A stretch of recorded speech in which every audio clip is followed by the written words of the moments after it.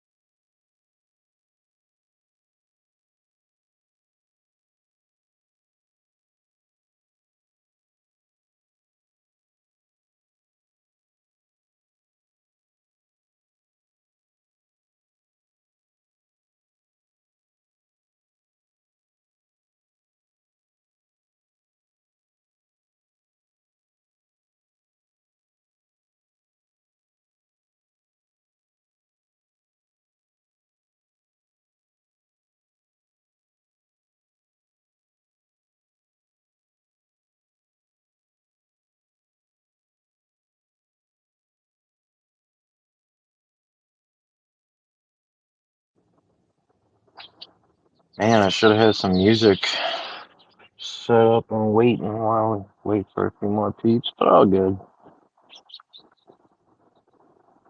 There we go. So I finally showed up in the, when I requested, apparently. I sent you a co-host invite, but not sure if you can accept while you're a current speaker, but doesn't really matter. Yeah, it's all good. How you been, man? Been all right. Been watching the market carefully. That's about it right now. Yeah, Bitcoin we hanging on the edge. weekends usually aren't too exciting. Nope. Especially lately. Yeah, it's been like actually like super boring. Yeah. And there's gonna be there's gonna be a macro video that I'm gonna make on Monday after some major longer term time frame closes. That is going to be pretty interesting because we did also get an updated electrical cost for Bitcoin as the network hash difficulty has adjusted down. So has the actual floor for the electrical costs. So maybe later I'll give a little preview on where that went to. So is that just like asking for Bitcoin to go lower?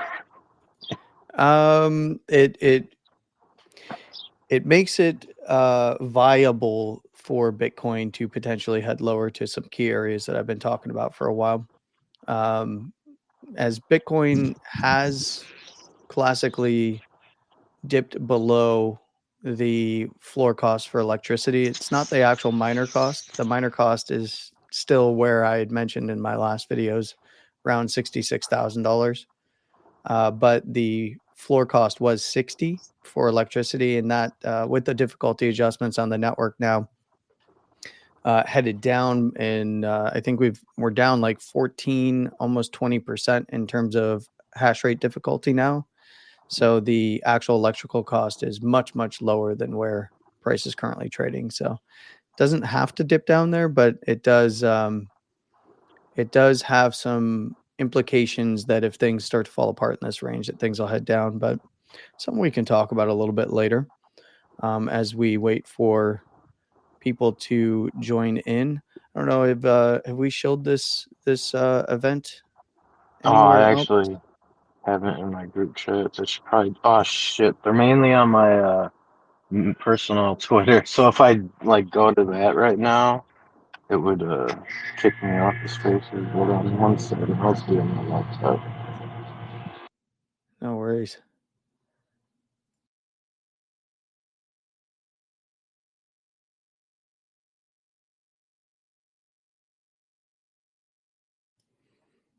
So for anybody that's just joined in, go ahead and repost the event here.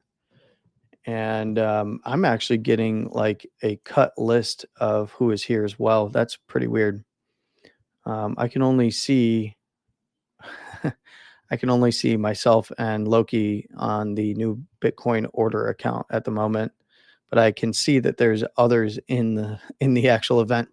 This is pretty typical of Spaces since its inception. So Yeah, I see Mr. Ray, Bobby, and SKN XBT. okay, yeah, I don't But see them.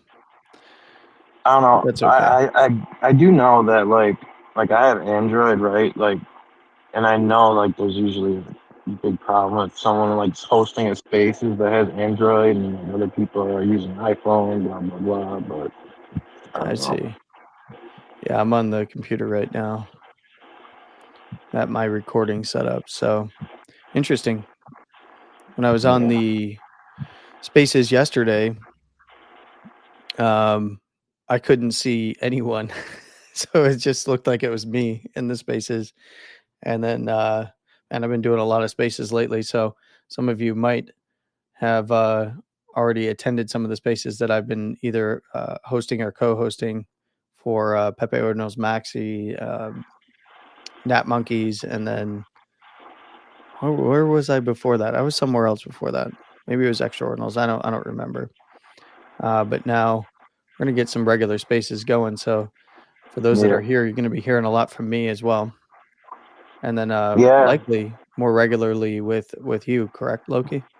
yeah. I plan on doing these like once a week. I mean, well, I have like the next 10 days off 'cause my work shuts down for 4th of July. My web two job, like for the week. But I got like a little 10 day mini vacation, which is nice. But yeah, when I start doing these weekly, it'd probably be about the same time because weekends my only really free time. But Yeah. well, I mean, I usually like free from like 2 a.m. until like 7 a.m. But no one's fucking up those hours. I don't It's know. just everybody getting up overseas, Yeah. headed to work. Yep. Yeah. What the fuck was I doing? Oh yeah. Oh, I was gonna say like I got like a theory about like spaces. Cause I've noticed like all like the big influencers and shit, like their spaces usually don't have any problems at all, right? So I think that like the more like I don't know, I'm assuming those people have like revenue generating shit too. So I think like they prioritize their spaces connections over like small little fries like me, but I don't know. Who knows? It could be because monetized accounts, they can run ads against, including underneath the thread for the Spaces event. It could be. I don't know. I know that from streaming video on X, I've had a pretty horrible time with the output quality because I'm putting in a high bit rate usually, and the output quality of the actual live streams is absolute garbage. And then I've gone and watched some of the larger accounts live streams, and theirs are very clear. So they are doing some sort of prioritization mechanism on the back end there, um, for that stuff. And I don't know what it's related to, whether it's account size or monetization or whatever it might be. If I can get my account up over 1,000, I can start uh, enabling monetization, which is at least the ad generation feature, and then see if the quality improves for live streams. And maybe I'll start doing those live streams again that I was doing for a while. But that's all going to be time dependent. This kind of stuff is probably going to take priority over that. I know that Bobby had hit me up like, "Hey, you're not doing live streams anymore. What the hell?" Yeah, it's going to be recorded videos for a while, bud. Um, and then spaces events in between, as I'm getting more and more involved in the ordinals community.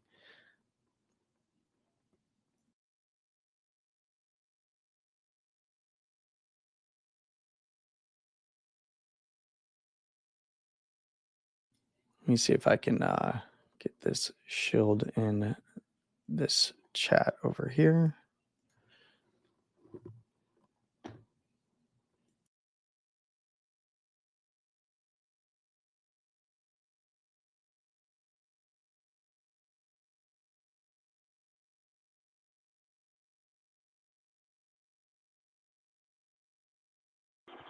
Man, they got fucking like OMB space going on right now.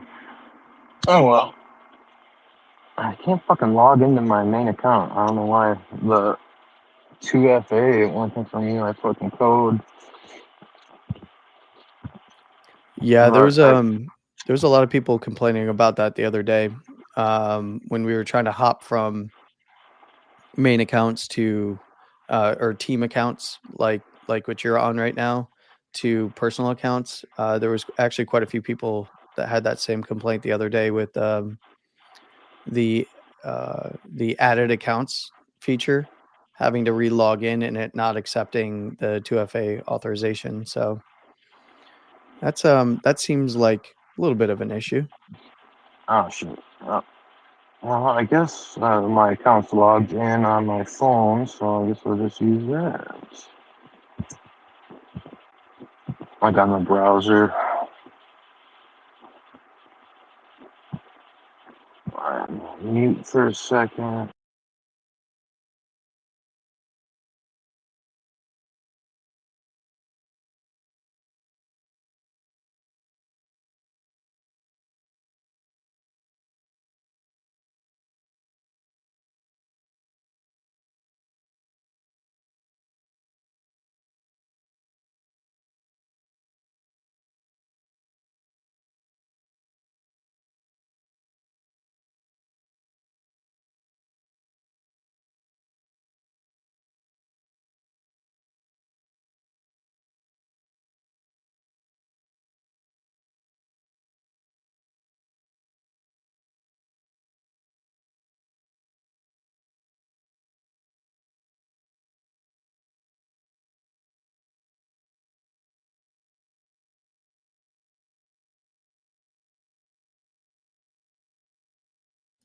Wifey troll on you already. What'd you say? I said wifey's trolling you already. Yeah, it's all good. Alright, well, fuck it. Let's just get started. Then people join the join. If they don't, well, fuck it. You guys have a 1 in 3 chance of winning an MVO. Well, Alright, so I mean, go ahead. oh, well, first I want to like start with like, the current like market sentiment and ordinals and basically like just in general of how fucking horrible it's been the last couple months. Well, I mean, I can tell you from the technical analysis side of things and the trading side of things, it's obviously been absolutely dead for ordinals themselves, and it's been pretty dead for runes as well for the past couple of weeks, outside of a few pops on some of the majors and some of the memes. Most have distributed already and are just getting little bumps up and down. And it's a lot of this has to do with Bitcoin being in a daily downtrend. So there's a lot of fear in the overall market at the moment. So now the sentiment side of things, I mean, you're much more connected than I am with whether it's platforms or other developers. What is your read on what their thoughts are regarding the market at the moment? Uh, I don't know. I think like we went through like a huge ordinal stead phase back last early summer. It was like start. I don't even know like how long it was. It was like months, dude. But like ordinals were like dead, dead, dead. And we went through like maybe like a couple other smaller ones like for the last year and a half. But I mean, I told you this before. This one feels like a little different than last time because I mean, the first big one like that was like kind of right at the beginning of ordinals, you know, like first few months was all like euphoria. Everyone was like buying up everything, and then it just got to a point where it's like, well, fuck, well, what's next, you know? And then people basically started dumping everything. And as for like right now, I think the main catalyst was like pre runes because I mean, just from like the few big projects alone, like people got like airdrop after airdrop, like for months, and like the rub stones were fucking like. I mean, if you held right away and didn't sell, like I sold all mine between point oh 0.08 and point 0.1, and I got 10 of them. I didn't hold any post snapshot, and then I just bought dog for fucking cheap right after the airdrop. But you know, you got all that extra like volume and stimmies and shit going pumping into ordinals, but then you have runes that come along and you know, like everyone's hopes for runes was like sky high expectations, right? Even mine and like and I'm not even gonna lie, like it's been not as good as I thought. Like people assume that like runes would like help mainstream and like get more people from other chains to start trading shit coins on Bitcoin easier, but that really hasn't been the case. It's mainly the same ordinal motherfuckers that are still trading runes. So basically, all that volume that was going into ordinal collections, runes taken like 90% of it now. Like I think it was like before having like I think daily volume for like ordinals was like 200 plus Bitcoin, right? During like the pre runes phase. And now I think it's maybe like that's just like daily volume. Now I think it's maybe like 20 Bitcoin ish, something like that. So that's like a 90% drop off, which is fucking crazy. And yeah, the first few weeks, runes were getting a shit ton of volume. But I mean, even if you check the volume charts now, especially the last week or two, like volume on runes is even down a lot. And yeah, it's Yeah. just not good. Yeah, one of the things that, I was a bit contrarian about the entire runes ecosystem launching, one of the one of my main narratives in a lot of my videos that I was doing for TA is like, yeah, post halving, there's a lull run up into halving, especially with the runes, is going to make the network, very expensive, thus benefiting the miners greatly.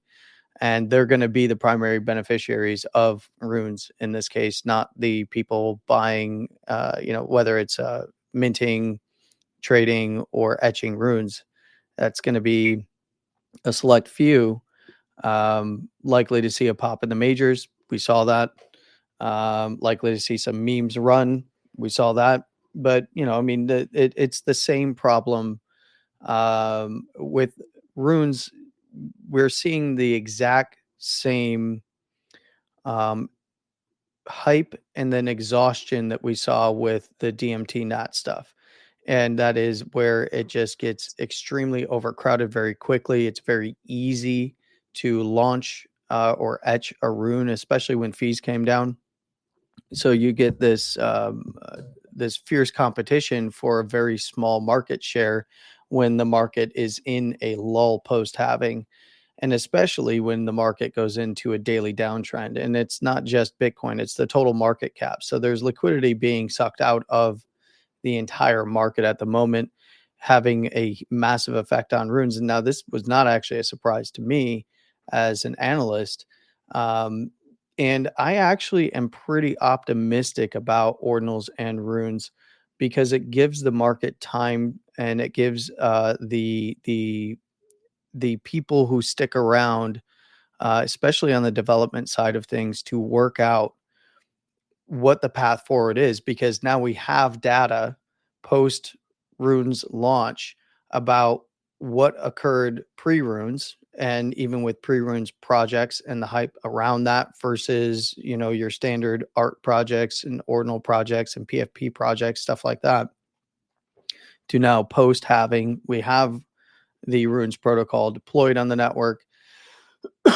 We have now have seen who's been successful in terms of holding, whether it's floor price or holding a decent amount of volume still, and then which memes have come and gone.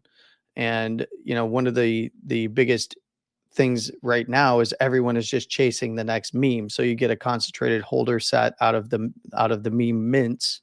The highest meme mint holder base that I've seen so far is like 700, and then it runs and runs and runs because you have whales pumping it, buying up the floor from themselves, so the holder base stays concentrated until it goes into a distribution. We've seen this happen now with a lot of the major ones. Stupid Silly Cat, you've got $1 billion cat, you've got what it's just, you name it. It's all of those etched runes, those fair mints, with at minimum, very little team reserve, have pumped over and over again. But they've realistically, when you zoom out in the chart, they had a couple big run-ups, and then they've gone into distribution and then a sideways consolidation, and that's currently what we're seeing across those. Whereas the larger caps, a lot of those free ordinals, pre-runes airdrops that were converted to runes, basically punching a ticket for runes allocation, actually, it's not as bad as people think. Yes, they're down in a massive way, but they're surviving. They're still putting on volume day to day. Dog obviously not doing, $1 million in volume anymore, especially coming into a weekend. But just the other day, it was doing, it did like $1.2 million in daily volume, which is not bad.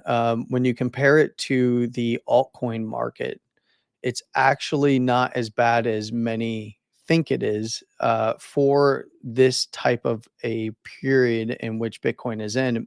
And you made reference to something that I thought was very interesting, because Ordinals launched, what was it, March of 2023? And in March of 2023, we went I think it was like through early or late January, early February. when it actually was launched. Yeah. So Yeah, because I we had inscribed camels. I think it was on like February 14th.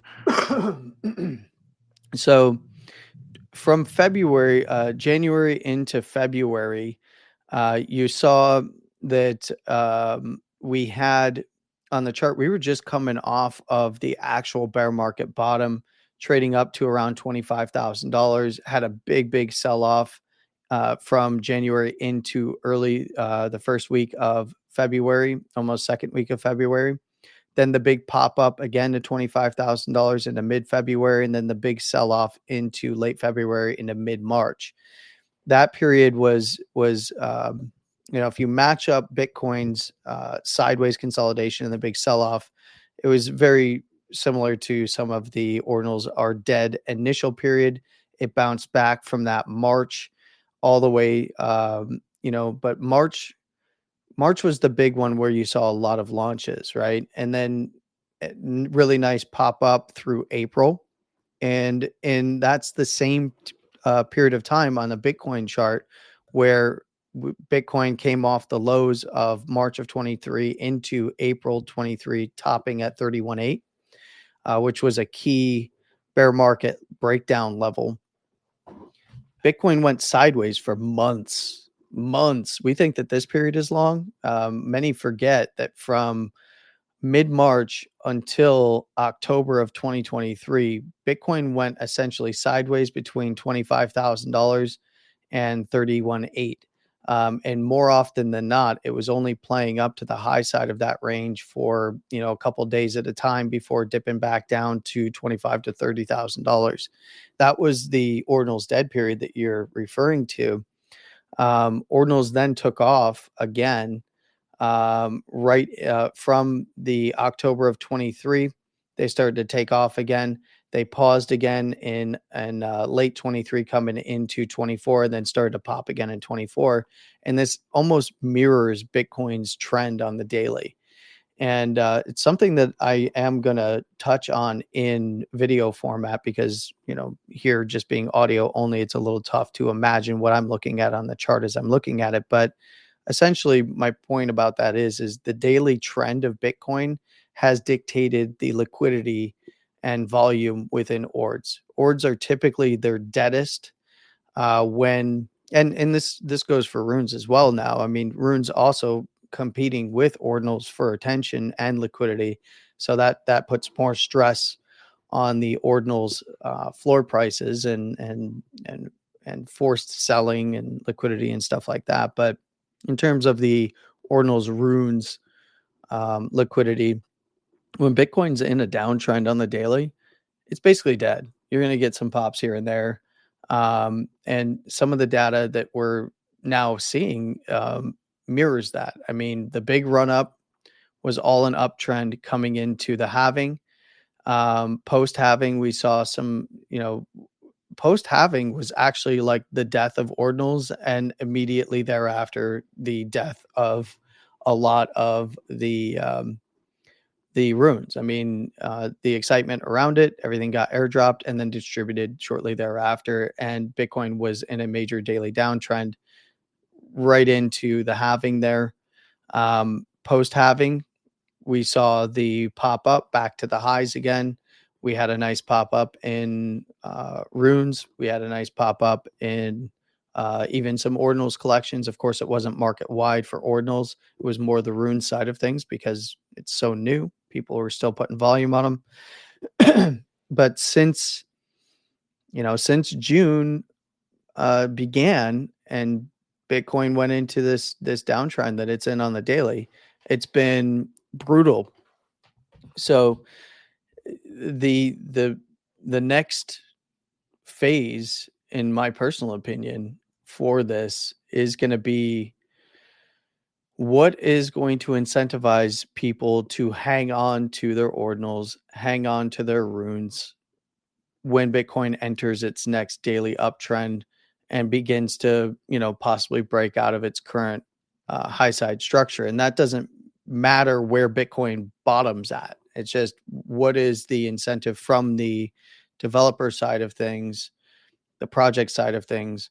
What are projects doing to entice people to hang on to their piece of art, their inscription, as well as if they have a rune collection, launched alongside of that, what are they doing to actually keep people interested and holding on to their assets versus trade? I got the ordinal, they dropped me the runes, I jeet the ordinal, that kind of thing, or vice versa, right?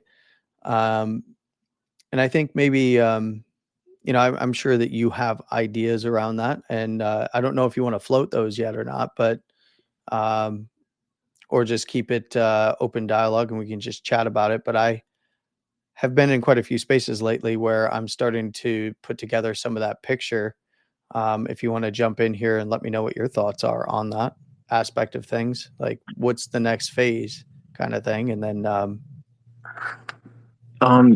Hello? Oh wait, yeah. Actually, before I answer, SKN, you had your hand up. Do you want to say something or? Yeah, sorry to interrupt. I was trying to back off what you were saying earlier, Landy.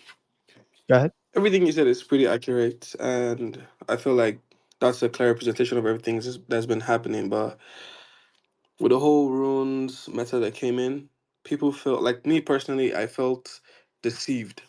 Somewhat like we're told like, oh, you're gonna need node, set up a node, you're gonna need to do this, you're gonna need to do that, you won't be able to. So it's like everybody was frantic. Like I had to watch videos, hours of videos, like how do I set up a node? How do I do this? What do I need? And it just came in at like fees were its all time high. We're minted shit at a thousand sats. Like it was crazy expensive. And then most runes didn't do well at first. And then the influencers started pumping meme coins and all of that. So most people felt left out. After they burnt their money, they were told like runes was gonna change everything. It felt like an influencer game personally, like an average degen. I felt like a loser in the beginning of the whole runes.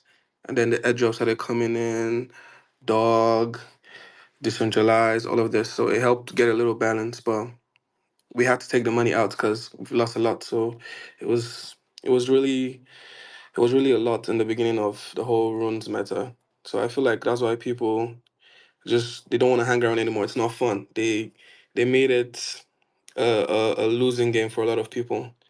Like I was on a winning streak. I think I would consider I was on a winning streak before the whole runes meta. And then I started struggling a bit. Then I had to like, okay, just recover.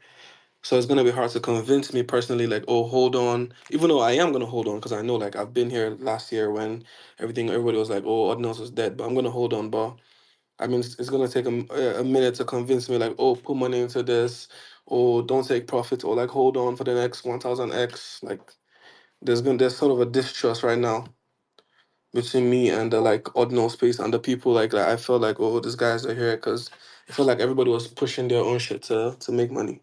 You're right. You're right. And I'll just piggyback kind of off of what you had just said. And the sentiment that you're expressing is not uncommon in this space right now. But I do want to reiterate kind of what I was saying is Bitcoin in a daily downtrend sucks out liquidity. But to kind of touch on the other aspect of what you said there is a lot of influencers coming in, shilling, pumping projects, shilling and pumping their bags. That is 100% what occurred. But I also want to encourage people to zoom out a little bit because, it is only June. We are entering July. Runes is not a very old protocol at this point. And I'm going to get into this a little bit later, but there is the nut to crack with this is everyone knew that runes was simply going to be meme based. It is pure gambling. Casey himself said this right off the bat. There is no value here. The value is only what your perception is and your willingness to trade it on a marketplace. So that in and of itself does have value, right? If I say that something is worth something and you are willing to buy it at that set price, that is the value exchange. So I'm definitely not against that particular narrative, but meme based only things do not serve. They have a lifespan, and it's a very short one at that. And out of all of the different meme coins that were launched on various networks over the years for altcoins, for instance, very, very few have survived. I mean, they're trying to kick up the whiff narrative again. Hey, we're coming into a low. You've got, of course, Dogecoin, but outside of that, what is everything else? Everything else is something in which there is a way, a mechanism to build either on the network outside. And this is something I actually had this conversation the other day in one of the spaces with some devs that are working on some very interesting things. And that is, why did Dogecoin survive as a meme coin? Because it's still thought of as a meme coin, but it's technically not a meme coin anymore. It got to where it is because it was a meme, and it is a long lasting and enduring meme over time. And then of course you have Pepe and you've got all the other meme coins that have done quite well. And WIF is one that has done well, at least for now, and it had its big run. But why is it that Doge it was able to survive? The reason that it was able to survive is because it was built in a way in which you can then transition to develop on it. A lot of people forget that there is utility on Doge. outside of the low fee structure, which was provided by the pilfering of Litecoin code. It is one of those things where you've got to have something to entice people to stick around. Doge managed to bridge that gap. Have they been entirely successful in this? I would argue no, which is one of the reasons why you see the high volatility when markets turn down, the high volatility in terms of the downside price pressure and trading pressure. But it's one of those things of like, back to you, Loki. Like, what are your thoughts regarding some of this? Because I do have some alpha that I'm gonna give out in the space here in a little bit, but I'm gonna kind of slow walk it here. Don't want to give it away too early. But what are your thoughts regarding that?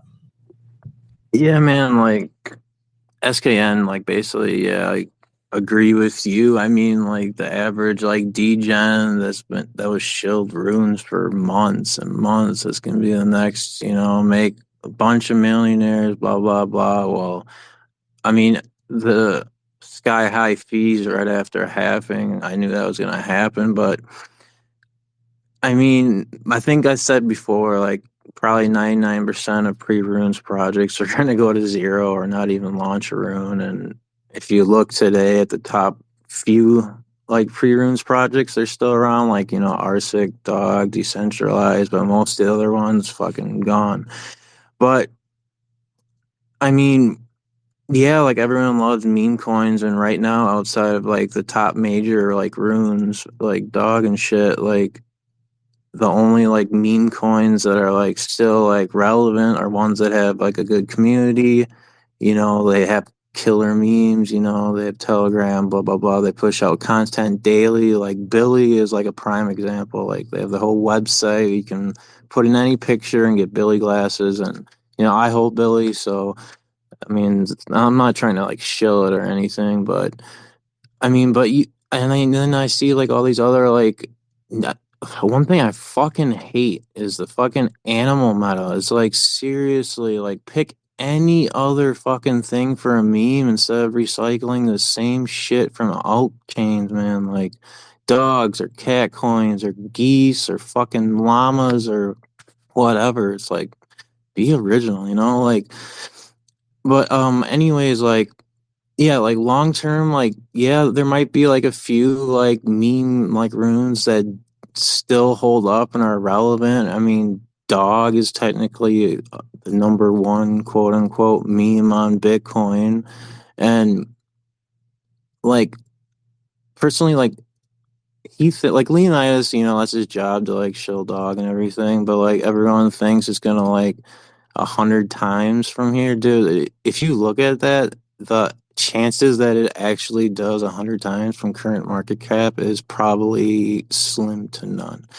Even with Bitcoin having like 1.2 trillion in total liquidity, but you gotta like basically like hold your convictions. It's kind of like ordinal like projects in a sense. Like you gotta get like a grasp for the community, see how active they are, see the work they're putting in, and I mean, there's only so much you can do for like meme coins until people get bored. But right now, like I don't see anything changing because the average person, like, yeah, runes are easier to trade than BRC20 tokens. And if you look at the runes volume, like the first 2 months compared to like BRC20 like tokens, the first 2 months, like it's like an astronomical night and day difference. And even for like BRC20s, it took at least 6 months for like even Ordi and Sats to really like get like hyped and popular, and I think it took like 9 months for like like a big sex listing for Ordi, and and that's like still down like 50% from all time high, but like realistically at the end of the day, like, do I think there's going to be some runes that like make people life changing money? Yes. Do I think there's going to be multiple $1 billion market cap runes? Yes. Do I think there's going to be a lot of $1 billion market cap runes? No. Like I can maybe see like 1 to 5, but the ETA for that, who knows? Like could be 6 months, could be a year plus. It's like Landy said, like right now, like anything in a market downtrend's like a horrible idea, like to like launch, like especially new collections. Like I think the last 2 months are like the least amount of new ordinals I've minted since I've been here since day one, like February 2023. Like I think the last thing I minted was the Gamma Summer Pass. And before that, I didn't mint any fucking ordinal for like a month. 'Cause there's nothing I really piqued my interest. And Yeah, I mean, I minted the last mint that I actually participated in was a was the Royals mint, and then I got rid of that at the top at like something like 0.00 or 0.001 or 0.008 or something. I forget what it was. And now, of course, that absolutely got nuked. But one of the things that I will say about Dog, Runecoin, Lobo, Decentralized, and some of the others is like any of those projects or not, like any of those founders and shillers or not, they actually did it what I do believe is the right way. And the main reason that I believe it's the right way is because the more distributed the holder base, the more holders essentially that you have for a coin. And Epic is on this path as well because they know that they have just 50 million supply out there and they've got 950 million overhang basically that they got to get out there. So they know this thing's going to dive down. I mean, it hit like 20 cents on one of the centralized listings. I had I did not play any part in that, Bobby. You can accuse me of it all you want. But it was very low volume. They had like $20,000 worth of liquidity on there. So all it took was a big buy and that thing was up to like 20 cents. It's going to go sub penny and significantly so, but will likely have a very nice recovery for those that are getting that dropped. For those that were in a minting and have been buying it, they're just silly. That should have avoided it like the plague.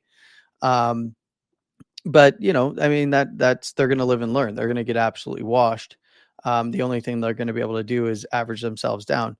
My point to you though about one of the reasons why I think that they all did it the right way is because they knew if they had a concentrated holder base, you're just making a bunch of whales. What are the whales going to do? They're going to pump their bags. They're going to distribute and exit.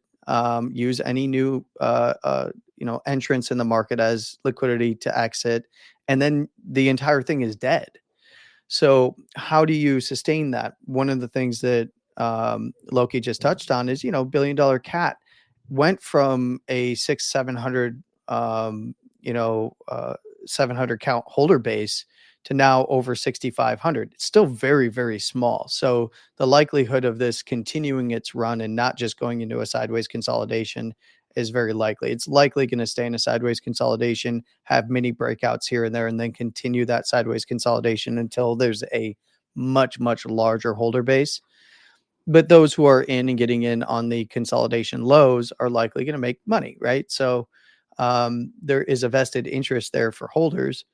But it's about the first mover advantage. So all of the big projects that did these airdrops to ordinals communities pre-runes are going to, in my opinion, survive the longest. Whether or not, like Loki just said, whether or not they actually pop off to $1 billion market cap and above, you're going to see very few. I mean, realistically, the only memes don't survive that long in general, and if they do, you're going to get very few, and it's going to be the first mover advantage. And that's why Leo is so loud about what he's got.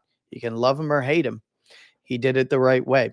Maybe for many in this space feel that he finally did it the right way because they're coming from other projects. I don't really care as a trader. I don't give a shit. Me personally, I'm here to make money and I'm here to find the actual projects that have done it, in my opinion, the right way. I feel that like Epic is doing it the right way. You see just every day it's a new collab, you can come and claim, or we're going to airdrop this community or whatever it is. I think that Neuro and Eloc and the team over there did a great job overall. And I think the next stage is bridging to utility, and that is where we're headed. But let me go ahead and let SKN jump in here with your thoughts. Sorry to interrupt. Just to piggyback off what you said, Leo did actually do it the right way. Like, hate him. I didn't know him before Dog, so I know a lot of people that knew him from other projects where they said he rugged, he did this, he did that, but he set a standard that you can hate him, you can love him. He sets a fucking standard, and I think that's the same thing New York is doing. Because before it was gonna be a blob airdrop. It was all blob, blob, blob, blob, blob, and then after a while, they distanced themselves from that and started saying, "Oh, they're including other communities," which was the best move because it's like everybody wants free and fair. No, everybody's feeling like, oh, it's an influencer thing. The next meme coin is a pump and dump. Like every community that comes out with an airdrop, it does well on the first day, and after that, it's dead. It's done. So nobody wants to buy your shit. It's done. Like, but Leo said that Sana, he came and it was like free and fair. So you can hate him, you can love him. So that thing you said was something I just 100% agree with. Like, personally, I had about 5 wallets with shitty NFTs that I would never had come back to check, and Leo gave me at an all time high of like 8K. That was like that's $8,000 and an all time high for free. I didn't have to click. I didn't have to do nothing for free. So even now, like it's worth about 5K or 6K. So I think what you said is really like I really agree with that. So, and he said a standard like Blob's gonna do the same thing. They're trying to do free and fair to everybody, like including communities. Is a smart move because now people are gonna like, oh, let's see what you're doing. Like let's see, let's give us a reason to hold on to. And I think personally, in my bag, like the only thing I'm personally holding for a long time is gonna be Dog. It can dump tomorrow, and I wouldn't care. He did it free and fair. You can't hold him for that. You can't say, oh, he. You can even if he made some money. Like I see people saying, people trying to FUD Dog. Like, did you expect him not to make some money? Like he gave people $1,000 worth of runes for free.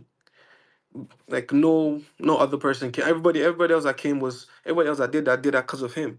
Like Lobo, like everybody else. Like so, I think what you're saying is really right, and yeah. And piggyback off that with you mentioned about Neuro and Eloc and the team over there. I Loki knows them, and I've gotten to know them a little bit more over time now. They did it the right way. I mean, many forget that they teased that you were going to have to go mint blobs, right? And then all of a sudden, everybody's freaking out, like, where's the mint? How come you didn't launch the mint? What's going on? This is a rug. Like, I was in their chat, like, how is it a rug if they just don't like you didn't lose anything? You're just in a Discord server, but the funny thing is everybody's crying about why can't I mint it? The mint's supposed to be live. Alphabot notified me that where's the platform? You guys suck. And then all of a sudden everybody starts getting blobs in their wallet and they're like, oh my God, you're the best. The flip was just insane and hilarious to watch. And they're doing it the right way too. And obviously there's a lot of really smart people in this space, whether you like the personalities or not. They're smart, whether you like their motivations or not. They're smart people. They're going to do it. They're going to make mistakes too. The smart ones will also make mistakes. That's the big thing that a lot of us need to make sure that we remind ourselves of in this space, because it is so new. I mean, ordinals are still really new. And the protocols that are being updated and the BIPs that are being introduced, there's a lot of new stuff happening. So it's going to take a while for things to develop. And for every success and every failure, that is more data for those who want to follow along to actually learn from. And I think that it's very valuable. It's a very valuable learning experience occurring within the space now on the development side and on the market side. And the free and fair meta is what's going to win. And not only is it a win for those that are able to participate in it from the retail side, you get airdropped something, you're part of a community, you get an allocation or a claim or whatever it might be.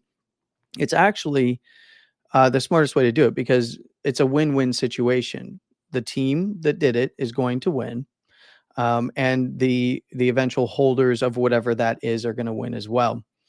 And the next bridge to cross is how do you marry that with, um, you know, any NFT. This goes back to NFTs, not even ordinals.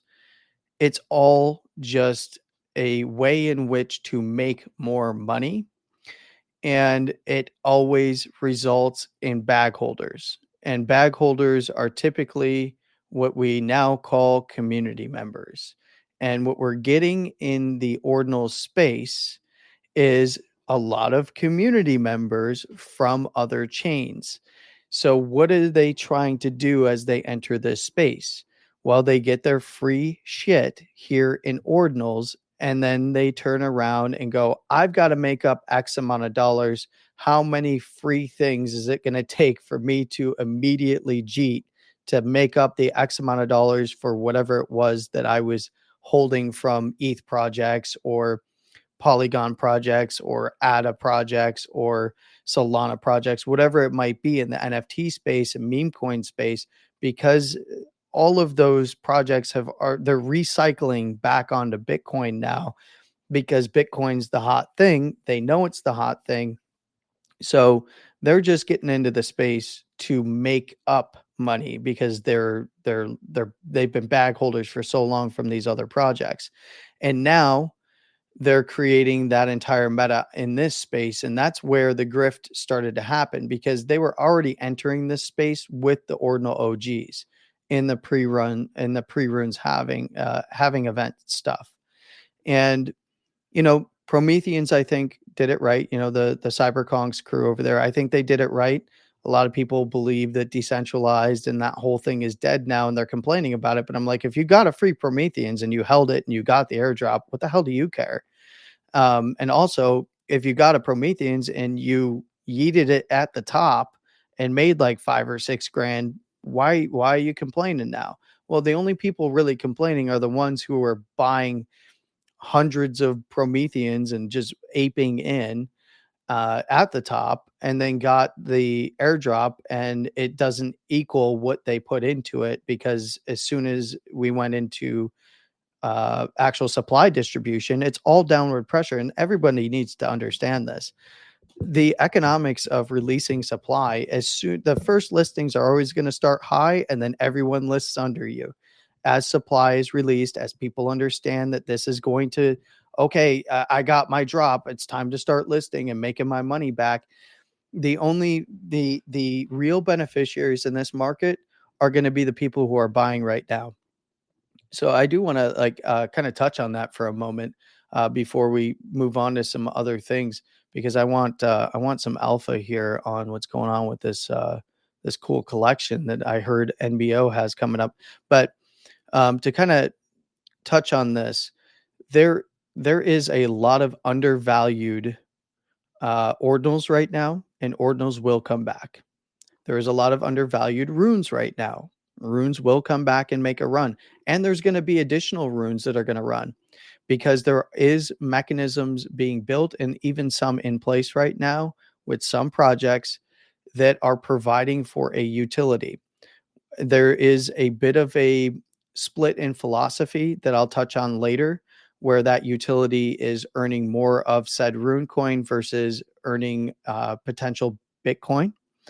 There's actually a couple projects, one that I was just on a Spaces event with yesterday, where you can earn Bitcoin yield utilizing the Stacks network and bonding your ordinal and to the Stacks network to earn Bitcoin, which is an incredible thing to do. And I'm very, very happy somebody's finally doing that.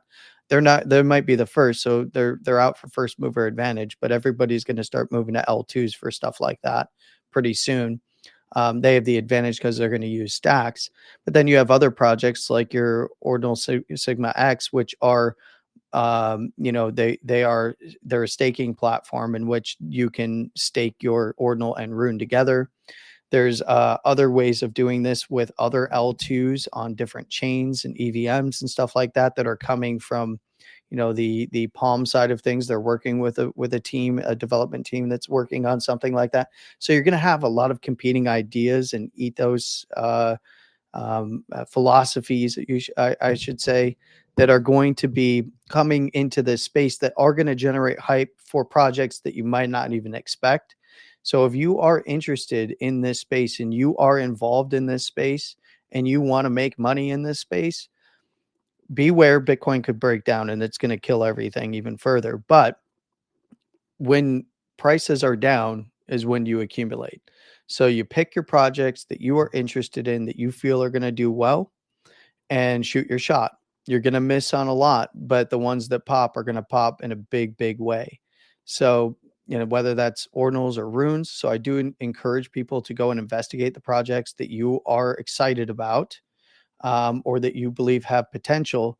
And what should you primarily be looking for? You should be looking for builders, people who are still building in this space, like Loki, like the other projects that are still going through the dead periods. Those are the ones that are going to have success. And obviously, I'm horribly biased in this regard because I'm a team member over at New Bitcoin Order now. But, you know, good art plus whatever else might be down the line, for anyone that's still here, still building, those are going to be the ones that are the innovators in the next cycle. And that being, the cycle is very quick in ordinals and runes, but the next ones are going to be the ones that are here building already and ready to go with something, either innovative or exciting, and have that community, as Loki had touched on. But I kind of want to move on to this because there is an upcoming collection. There is no release date that I know of as of yet, but I want to know a little bit about this new collection, the Brainwashed, over here, from Loki. Well, appreciate all the kind words, man. And dude, like, I mean, I 100% agree. Like, long term, ordinals and runes are gonna be just fine, dude. Like, right now, yeah, it's the time to like accumulate and just basically hold on to your conviction plays. And yeah, I mean, since the beginning, like ordinals, like it's not like fucking NFTs on alt chains where like people's like, oh, so if I buy this, well, what next? What's the utility? Blah blah blah. When? Like, it's mainly just been about the art, and that's it, and without expecting anything else in return. And like, I mean, that's what I did with camels, and even before I released the MBO Genesis collection, I didn't promise fucking anything outside of high quality digital artifacts on Bitcoin. And here we are. Like, I already inscribed the MBO rune. It's just called New Bitcoin Order. It's only like rune number 10,000, but I mean, I am in no rush to release that right now because I'm not gonna just fucking release a rune just to release a rune, and then what are people gonna do that get it? It's gonna fucking cheat it, and it'll be DOA. But I mean, I've been talking to Landy about like workshopping a couple ideas what to do, because when I do release it, I just don't want to like, airdrop it to holders, pick a few other communities, airdrop it to them, and then basically it's just a dump fest to zero, right? I want, I'm basically waiting, like to see like what's next for like runes. And I think like the biggest thing is going to be like LP providers that are like coming up, and to make it a lot more like, I don't know, market making, I guess, for runes, because your average person still has kind of a hard time like buying runes because they can only do it on like Magic Eden or OKX, and they're used to just fucking going on Salami and just opening Phantom Wallet and swapping instantly, blah blah blah. And then when you do buy runes, like, you can't just like sell it instantly for liquidity. So once that's like built, I think it's gonna be in a lot better place. But anyways, yeah, our second collection, well, I mean, I've been saying this for a minute. There's going to be 3 total collections, right? First collection, Genesis 1, is Face of Government, or FOG. Second one is Face of Brainwashed, and then the last one will be Face of Awoken, and that will not be released until next year sometime. But yeah, I mean, obviously, like Face of Government, you know, you have the government telling the lies. Like, I'm not sure if I said this yet, but like the 2 base characters for the Genesis collection, the male is Richard Nixon and the female is Nancy Pelosi, and like I fucking hate Pelosi, so I just think it's fucking hilarious, you know, that she's like the female base body. But this for the Face of Brainwash, like I more or less went for like, you know, like you have your fucking like sheep, and like most people in the world are sheep, you know what they do? They believe anything they're told and do what they're told, either it be from like their government superiors or like even like what they see in the news. They believe everything they see in the news. So I kind of like went with that like kind of vibe for like the base characters I picked. And I mean, I only told Landy so far who they're like modeled after, but it's fucking hilarious. I think I might do like a challenge, like whoever like fucking guesses who they are, like I don't know, but they are like news anchors. But I'm not gonna like say anything more than that. But like yeah, anyways, like I mean the traits and everything are basically gonna be. I mean it'll kind of have like the same typish vibe of like as the first collection, but it's gonna go like more about like basically having like being spoon fed all like government lies and all this bullshit that you hear on TV, and especially how it is right now with the current like presidential race and election coming up in November. And you know like Q4, especially near the end of the year, is usually when the market like pumps. But the catalyst this year, you know, you got the US election, and you know Trump is fucking, love him or hate him, I mean he's pro Bitcoin. He's pro crypto. That's a lot more you can say that you can say for fucking Biden and his fucking SEC, you know. And he said like his first ex-president, what's he gonna do? He's gonna pardon Ross. And dude, that's fucking great. You know, like I mean, I think everyone knows I'm a Trump fan, but you have to be a fucking retard if you voted for Biden in 2020 and you're voting for him again in 2024, because I seriously, even with my biased opinion, he hasn't done one good fucking thing for this entire country. You know, what he has done good for is pushing his own agenda, the Democrats' agenda, blah, blah, blah. But, anyways, I'm not going to get on a tangent about fucking politics and shit here, but because I'm here to talk about ordinals. But, yeah, I got working on the Well, second collection. Oh, sorry. Go ahead. I was just going to say part of the second collection is obviously a lot of look. A lot of Democrats are very disappointed with the media lying to them, right? And this kind of segues into the second collection. I mean, a lot of Democrats at the moment, post debate, are like, you told us that he was fine, and we just watched him with our own eyes, and he does not seem fine to us. Hence, the media and all of the members of the Democratic Party are having these meetings now requesting that he step aside and allow someone else to take his place. Of course, this is post primary, so they're not happy, right? They feel lied to by the media, just like people on the right have felt lied to by the media for a very long time. So I actually wanted to ask a little bit about the art behind the collection, because I think it's pretty universal, Democrat or Republican, regardless of your opinion or values that you hold. No one, a media trust is at an all-time low. And I wanted to know a little bit about the art side of things behind the collection, like with the ideas that went into the not necessarily, we can always speculate. For now, I know who they are, who the caricatures are, but who regarding some of the art surrounding the character bodies and the recursive nature of the collection and how it's assembled. If you can get into some of the details on that, I think that would be, and kind of the thought process behind adding the specific art details that you have added to the collection? Yeah, I mean, like for like the characters wise, it's basically like one big like parody or joke on like the news like itself, because like what you see on the fucking news is not the fucking news. Like even like social media these days, like everything is fucking oh fuck, I just lost my train of thought. Like everything is censored, Facebook, Instagram, blah blah blah.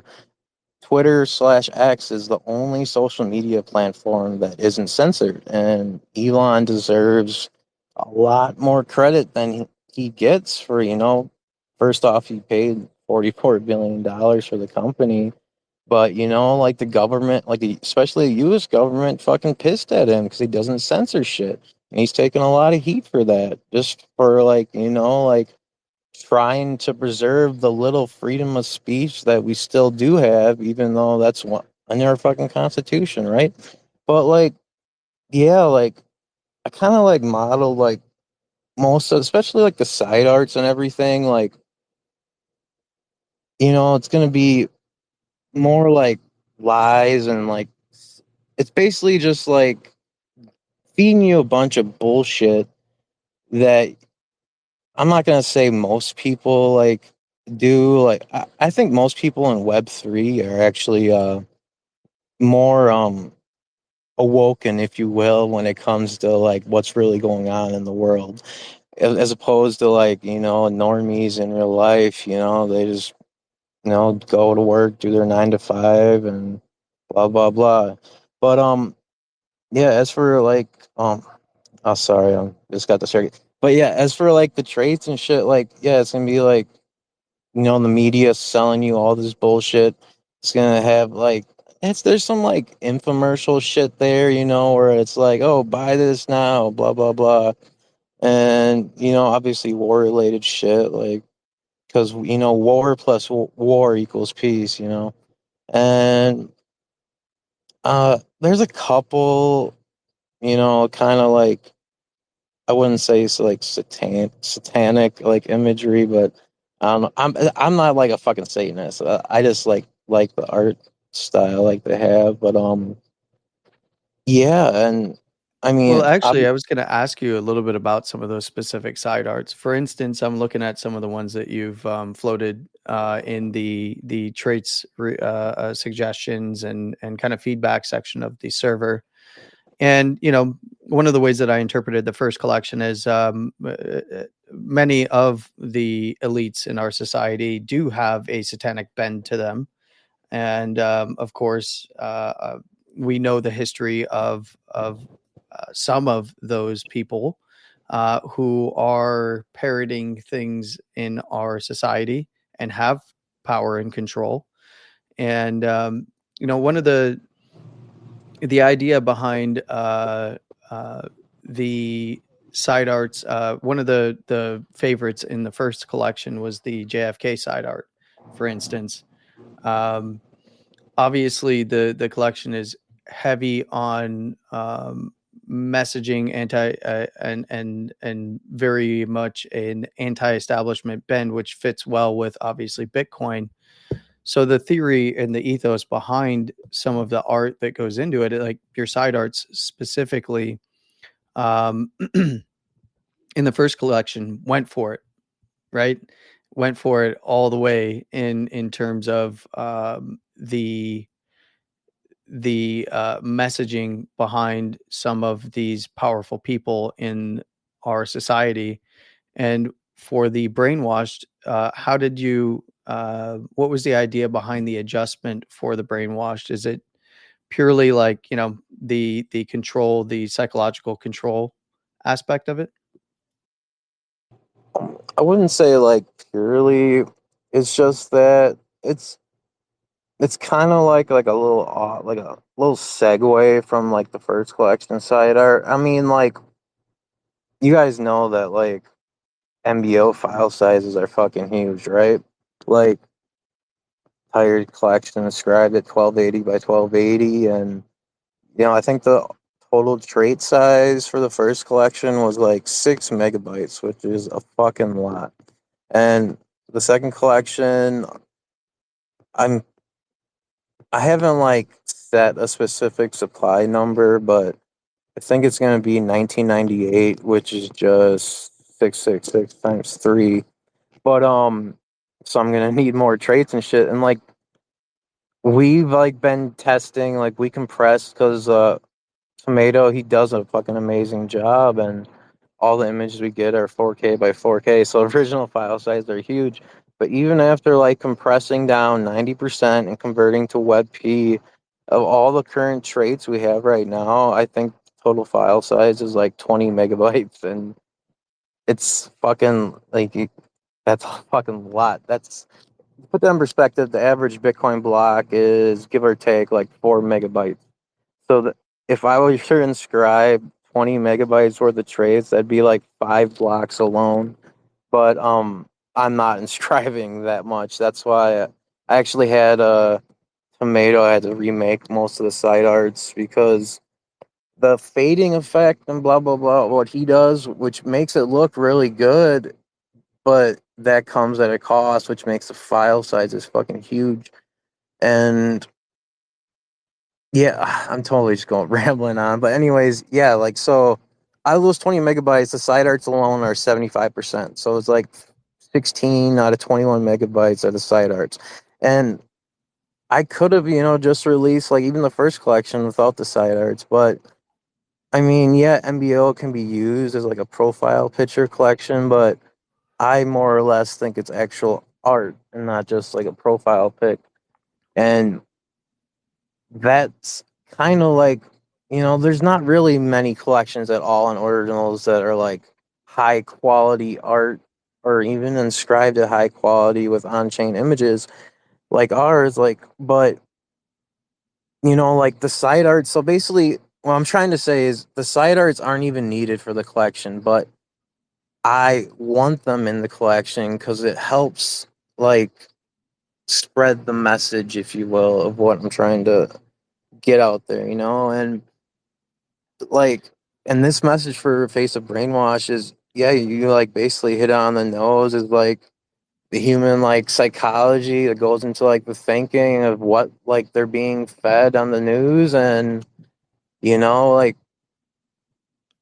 I don't know, I don't want to like spoil it too much because I haven't released some of them, which are probably my favorite ones, but I'm gonna like. Oh, we can always talk about this in future spaces because we're gonna be doing these weekly. But yeah, I was just trying to see how far I could probe because because obviously there's I'm also a little bit in the dark about some of the collection as well, but I understand the basic messaging behind it. One of the things that I'll piggyback on off of what you said is there is a serious lack of true art collections. There's a few, right? NBO Genesis collection being one of them, but often you do have the pure art collections. But in terms of high quality art, it's tough to find on Bitcoin. NBO is one of the very few, and the other collections that are typically profile picture based are it's essentially selling art for your social media platforms, right? Whereas art that is true art is still very tough to come by outside of generative art, which in its own lane is a good representation of what is possible on Bitcoin, but it is not from an artist, in a team's overall messaging and ethos. It's Bitcoin creating the art kind of thing. So the art on Bitcoin with the immutability aspect of it, which many have tried to debate this, but art on Bitcoin is going to be important because art does serve a purpose. Banksy didn't get popular for no reason, right? But there's often been the whole argument against ordinals is that, oh, we can just nuke it all, but anything that's inscribed on Bitcoin from here going forward will always remain no matter what. It's going to be on my my mining rigs, hard drives forevermore, in perpetuity, even if there was ever a split to an ords style only or rune style only fork of the network, which has been floated in the past. It's a little unrealistic because runes and ordinals are not actually killing and saturating the network right now. I mean, we're trading at like 11 sats right now, trading, and the network's at 11 sats for fees, I should say. So, it's not going to go anywhere. If anything, we're just going to get further offloading of more intensive tasks onto layer twos. And for a collection like the Brainwashed, where you're still working through some of the details on where you want to aim the actual supply and nail down some of these other things. I'm excited because of the effort put into the art side of the collection, even though it makes it a ginormous collection to inscribe on Bitcoin. There's an aspect of it that is going to start to get lost here shortly when ordinals do run again, because what is it going to be? It's going to be likely every derivative project on the face of the earth that you can possibly find, and we're already seeing that with the Frux taking off. Right, Frux took off, so you got Quacks, and then now you've got there's another one coming up that they just were pushing out there. What is it? It is well, now I don't know. Now I can't find it. There's another Frux style project, and it's very, very similar to what we saw with pups, right? You had opium and then Bitcoin puppets, and then everything became a derivative, and there's hundreds of derivatives of puppets now. You even have of course derivatives of OMB. You've got derivatives of node monkeys and the rest of the larger collections as well.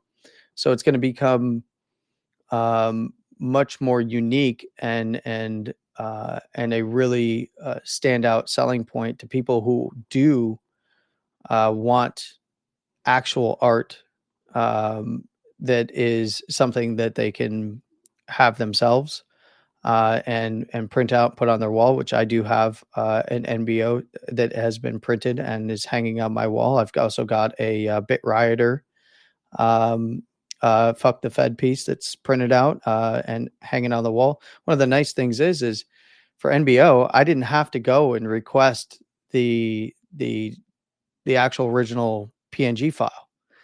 I just took the actual inscribed finished recursive piece from NBO and just sent it off to the printers, which is something I've never had an experience with, even on other chains.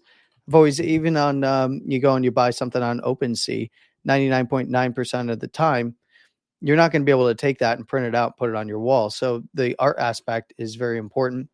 And of course, the trading and volume aspect is the other piece, is having a collection size that targets the traders aspect of it, which expanding the collection, which you touched on, which is another good thing, because if you have a larger collection that's not too large, and encourages trading, and trading is volume, and volume is good for a collection. Obviously, and I don't know, you did mention this earlier, but you mentioned that there is a rune etched, and I think that's probably going to be a discussion for much later on, but might lead into a little bit more about some of what I've been investigating, and that maybe you yourself, Loki, might be interested in hearing some of this as well, as I've started to advise projects on direction for things like this, for how do you bridge that gap, which is one of the reasons why we touched on it earlier, is how do you keep a holder, right? Primarily to this point, it's been community. Well, 99% of all of the communities from NFTs are community members because they're down bad and they need other collections in order to boost their bags, whether that's free airdrops, whether that's, free mints for being holders, stuff like that. It's just recycled over and over again. And of course, that is the nature of the game, even in the beginning of ordinals, because you have to build out the market and then you have to add utility to that market in some manner. And so it's not a negative, but one of the things that many of these projects have learned from the Ethereum side of things, primarily with NFTs post last bull market cycle, you had insane prices that NFTs were going for. Well, now what happened to many of them, they'll likely never ever reach those levels again, because they purely were just a profile picture. Those are the ones that did the best, were profile pictures, right? And then you did have art collections, and the art collections actually for the NFT space are the ones that are holding up the best. Sabbath just had a really big sale on one of his pieces of art for, a couple $100,000. That's kind of insane. But because it was art, it's holding up over time, whereas the profile picture collections have not. Now, one of the things that was promised in NFTs that you are going to start seeing is that utility side of things, right? There was the utility side of the narrative in NFTs that started to spin up into the actual top on crypto last cycle, and then everything bombed out. And what happened to those development teams? They disappeared. And where Ordinals has an advantage is a lot of the people in Ordinals who are developing things have been through this dead period many, many times over, and have started to adjust to those market conditions. And one of the cool things that's starting to come out of that is all of those things that were promised on prior chains, on these previous alt chains, and these NFT teams that were trying to get something going, have started to link up and learn about the advantages that can be had here on Bitcoin. And one of the big things is, and I touched on this earlier, you've got projects like your Ordinal Sigma X, where they are staking and they have partners, and those partners are other Ordinals projects in the space, some very prominent ones at that, where the staking mechanism is you join RuneStake, their platform, you stake your Ordinal with whatever runes were dropped or claimed, and it ties the actual UTXO for the rune to the Ordinal. And that then the Ordinal is technically the value of the floor price of the Ordinal itself, the art, as well as the floor price of the rune, because they're tied together and they move together. So if you sell it, it moves with it. Now the way in which they are incentivizing people, and you can choose this on their platform, is you're staking. What are you staking for? You, in this case, in most cases right now, it's staking for that project's rune or other projects' runes, because there is the option to stake for other projects' runes if those projects want to participate in that. Now, I don't have the full details on that. I've tried to pressure them to get more details, and I will pressure them here shortly with the blessing of Loki to actually talk to development about what it is. What's your pitch to a project like NBO, for instance, for your platform? But they've got, they've already announced some of the players in the game. Cat's out of the bag on some of them. You can look at their post and you can see Pizza Ninjas is there, and that's Trevor's project. And then you've got a few others that are pretty well known as well.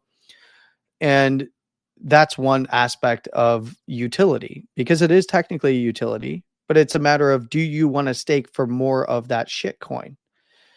The other aspect is, on a call that I was just in for Block City, or a spaces I was just in talking to Block City developers about what they've got going on. They're actually Bitcoin maxis from back in the day. They've been in the game a long time, and they have a lot of experience with STX, or Stacks protocol, which is a layer 2 on Bitcoin. And they're working on utilizing the Stacks protocol for bonding an ordinal to Bitcoin. And through doing that, you're staking on the Stacks network in return for yield in Bitcoin that you can, it's whatever the face value of your ordinal is, plus whatever Bitcoin you bond to it becomes the overall value, because it's literally sats, right? So you cannot go below whatever the floor price of Bitcoin is in terms of value, and plus whatever the floor price is for that particular ordinal. And then it's purely ordinal staking right now. And then what it pays you out is a set yield of Bitcoin. So you actually get Bitcoin back that you can either add back into the staking pool, or you can take out in biweekly payments. And they still have a lot to announce regarding that, but that's another direction to go in. And then you've got the layer 2 meta of, bonding your ordinal to a separate chains, for staking on a separate chain to make things like trading uh, feeless, so you're avoiding the network fees, whether that's for ordinals or runes. And then you get, of course, the ability to stake to earn on that chain for that chain's coin, that kind of thing. So there is a lot of things coming to the space that's going to involve ordinals and runes that is very exciting. Now, of course, it takes time for builders to build it, and they have to deliver on what their vision is. And we're going to likely see a lot that are going to attempt to deliver on that vision and not. And that's okay, because the space still has to develop. And a lot of these different things from other chains, a lot of these concepts from other chains are coming to Bitcoin in various capacities. And so far, the ones that I'm most interested in are the ones in which you can stake in whatever manner that is for something else that bonds, an ordinal and a rune together. Or if it's just ordinals like the Ord City guys are going to start with, you earn something for holding your Bitcoin staked with your ordinal. And it gives you basically an easy way to move that ordinal. It gives you an easy way to borrow against it as well. So if you stake, you stake 1 Bitcoin, you can borrow up to 80% out of the pool. And, because it's on stacks, it's all settled on layer 1, and all of what you're staking is tied to your wallet directly, not to the pool. So it can't really be rugged. So there's stuff like that that's being worked on. That's actually one of the best ones that I've heard in terms of pitches so far, but they have to deliver, right?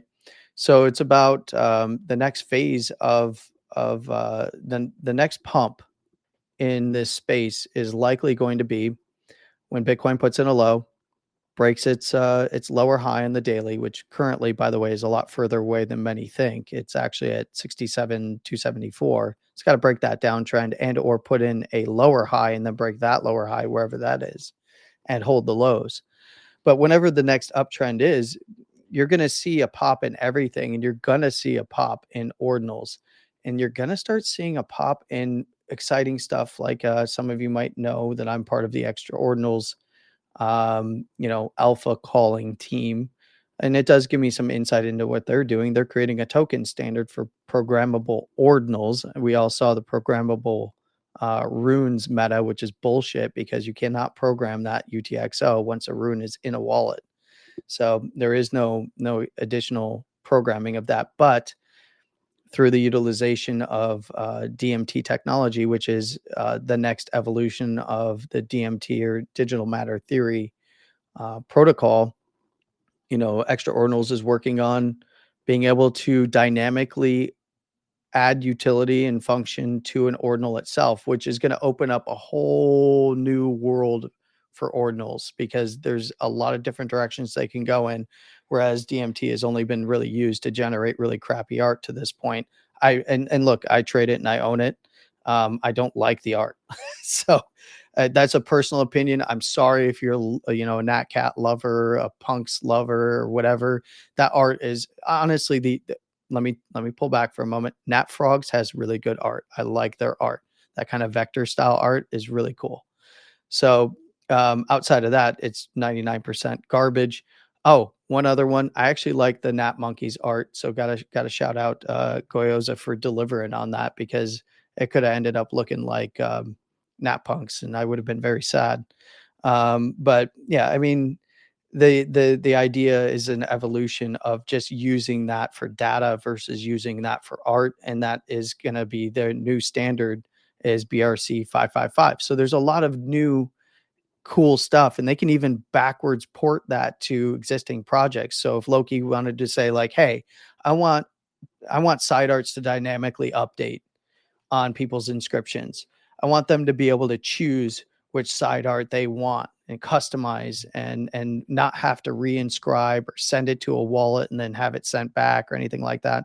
That particular protocol is going to allow for that. And that's cool. There's a lot of cool shit coming. So when people start catching on to these narratives, you're going to see an art and cool shit pump along with the runes pump. And of course, you're going to have your majors pump. There's pups are going to pump. OMB is going to pump. Node Monkeys is going to pump. You're going to have the other bigger major collections are going to pump. And then, of course, the new collection from NBO is going to pump as well, because there's some interested parties that love the art. And of course, we're going to keep doing these. And we hope that that you come check out what's going on. I see that you've had your hand up a few times, SKN. My apologies. I was yammering on for quite a while there. Go ahead.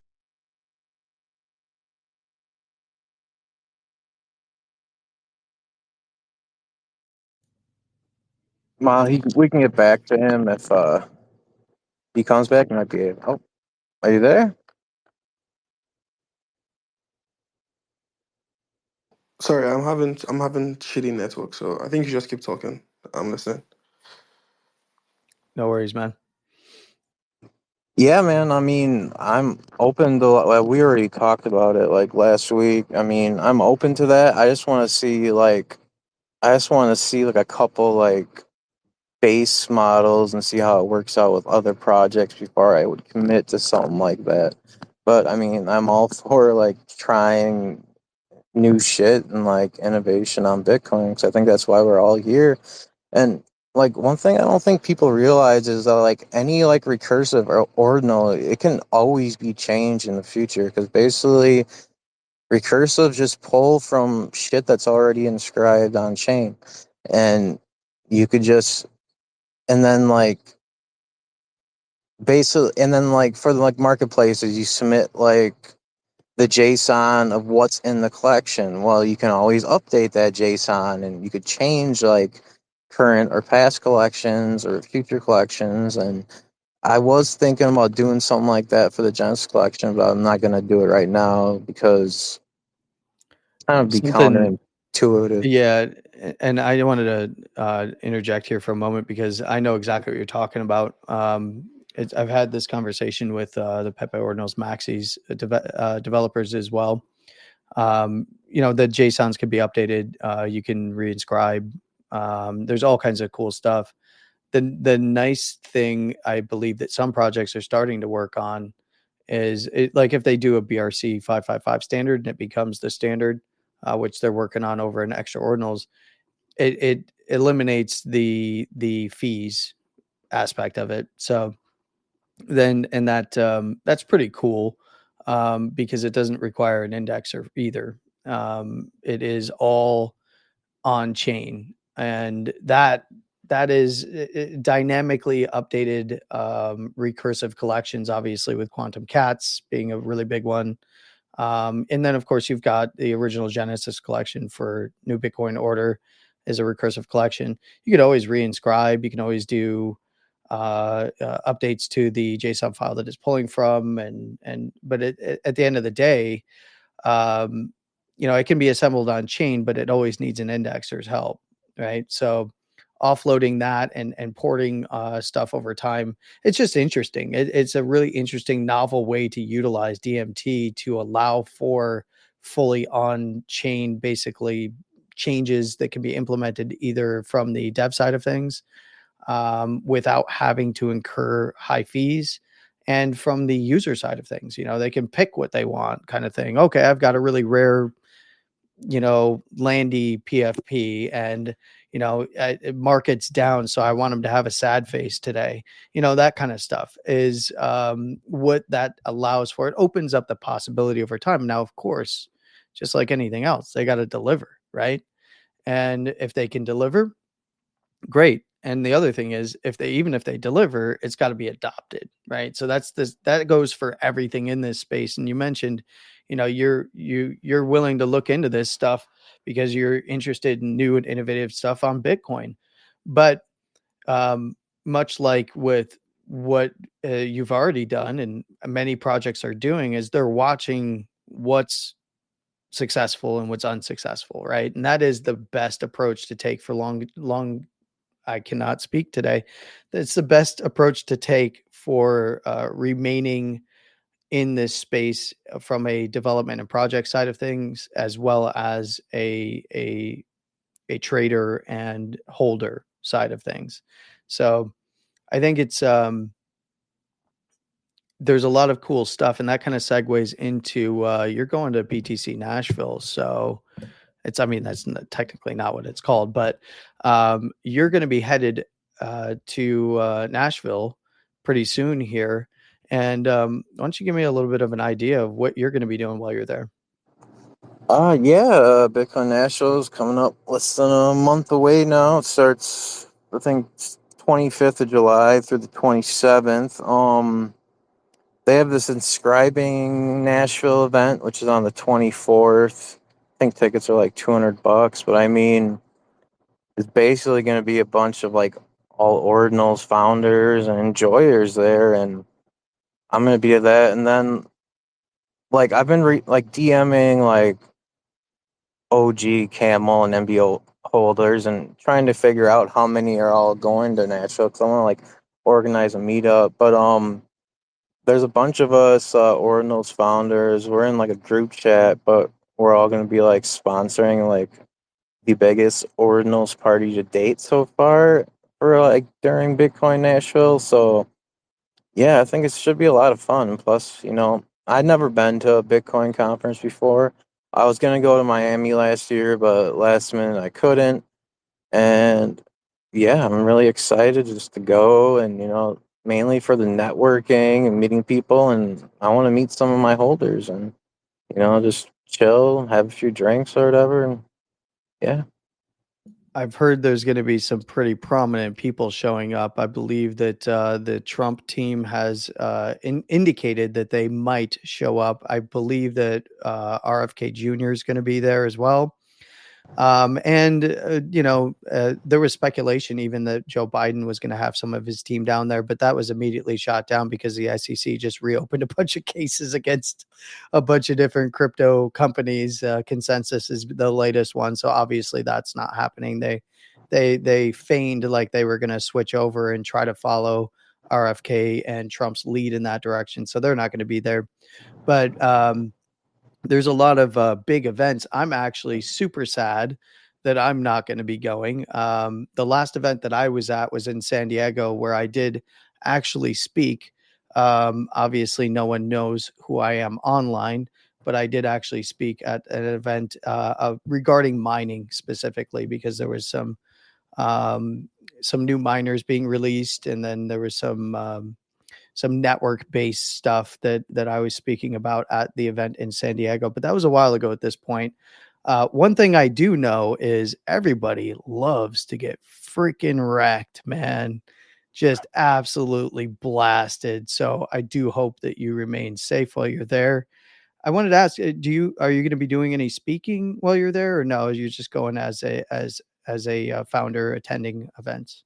As of no, I'm not gonna do any speaking. I have thought about it. I'm talking with someone that is going to be a speaker, and I might be able to get on with him, but I'm not gonna say anything until that's set in stone. So, I mean, basically, right now, I'm just going help like sponsor like one of the like Orange Pill Party like productions. I forget what their Twitter is, but they're having like a party based like every night. I think the big one is going to be basically like a block party. So, I mean, it should be a vibe, but I'm not a huge drinker myself, so I never get shit faced. So I'm not too worried about that. But like the That inscribing means that, you can take video of everyone getting shit faced and use it again. No, I'm just kidding. yeah, because like the inscribing Nashville event, they have like their show, and then from like 6 to 9 is the Famojis party that they're sponsoring. with free drinks, and then from 9 to like midnight, Pizza Ninjas is sponsoring the after party with free drinks. So that's basically like 6 hours of free getting shit faced. So Yeah, and I think they're launching just before that party starts. I think they're launching the Pizza Pets, if I'm yeah, not mistaken. So I don't know how far and wide that's going out. I maybe Riichi would know that, but I know they're dropping that outside of their community as well because they have a fairly, it's a limited size collection. It's not a huge collection that he has, but the event does look intriguing from the networking side of things because there are going to be some major players there. For those that know me outside of Spaces events and some of the things that I've hinted at, there's going to be some VCs there, and those VCs are going to make the rounds. So if you do get approached by somebody that hands you a card, Loki, you from one of the VCs, hit me up online. I'm gonna have them searching you out. So if they know that you're from New Bitcoin Order, and they approach you and ask you your username, look out, accept that card. They're probably not going to talk to you too much, but you can hit me up after. sounds good. Yeah, fuck, we're approaching almost 2 hours, so I'm gonna probably wrap this up. Um, as for the free MBO giveaway, well, I took like a screenshot of like all the people that are in the audience, blah blah blah. You didn't have to talk or anything. I'm just gonna do like a wheel of names like giveaway. I'll run it in general chat in MBO Discord, and then whoever wins, I'll comment on the spaces post, and then yeah, send me the wallet and I'll send you an MBO. But I mean, yeah, the original plan for the second collection was to mint right before, right after Bitcoin Nashville, but I mean, based off current market sentiment, it's most likely going to be delayed. And Magic Eden advised me to do that too, and I don't blame them. And as for mint price, it's going to be probably 50% of what MBO Genesis collection was, if not lower. It's going to be like lower for Genesis holders, but um, yeah. But yeah, I just want to thank everyone for being here. I know it's a small spaces, but it doesn't bother me. Thank you, Landy, for taking your time. I know you're always busy, and yeah. Hey, Do no y'all have any problem. questions? Hit me up in Discord, and yeah, I'll be writing up an announcement tonight. I haven't in like 2 months. I actually wrote it up the other night, but it fucking took me like 30 minutes, and then I closed the tab, went back, and it was gone, and kind of pissed me off. But yeah, You got rugged. yeah. All right, but yeah, I'm excited for the future, and hopefully, market turns around soon, and yeah, one voice, one vision, one blockchain. Take care, everybody. Yeah. Oh, yeah, one last thing, and for All right. everyone out there, while the market is all shitty right now, like this is like the perfect time to touch grass, spend time with your family, unplug. Like the market will always be there, and it's never like I don't know. It's kind of boring when it's like down like this, especially for trading. But just my 2 cents. I'll just advise everyone that during quiet times like this, if you don't know anything about technical analysis, and you're wondering where things are going, hit up my profile, follow me. I'm doing TA all the time, and in the NBO server as well. So if you're not in the NBO Discord server, please go and join. You can follow the link in the NBO profile, I believe. Right? Yeah, Yep. it's right there. So follow the link there. Go ahead and join the server. If you don't have an MBO, that's okay. You can hang out. And you might not get like pinged that I'm uploading videos or doing TA, but you can always just hit up my profile and here on X, and you can see the latest of what I think about the market. And of course, like Loki said, touch some grass, hug a family member, pray that Bitcoin holds the range, and we'll talk to you again soon. Yep. I'll do that giveaway here in a bit on Hop Off Spaces. I just got to go run somewhere quick with the wife. So yeah, thanks to all again, and y'all have a good weekend.